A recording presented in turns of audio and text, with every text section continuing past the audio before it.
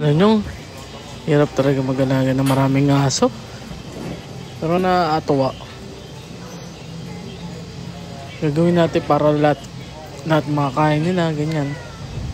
At hirap na hirap ka, bibigay mo lahat sa kanila. Yung mo, napakadami nyo, no? Sobrang makakit yan.